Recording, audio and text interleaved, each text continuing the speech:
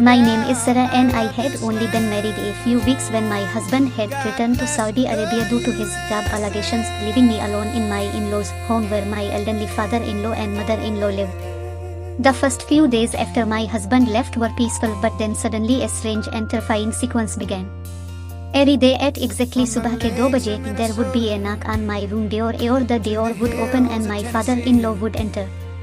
This would make me extremely scared, and various suspicions and worries would arise in my heart because his coming into the room at that time and doing strange things such as opening the cupboards in the room, searching for things and talking to me irrelevantly was disturbing me a lot.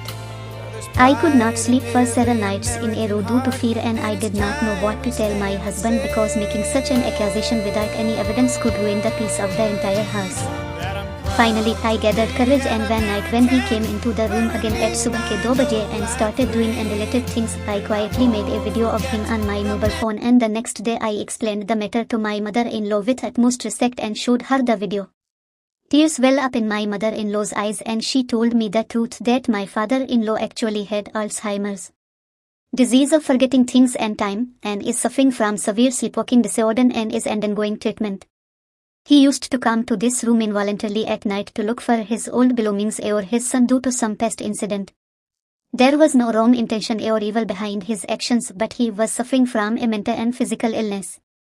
When my husband came to know about this in Saudi Arabia, he appreciated my understanding and patience, and together we started better treatment for him.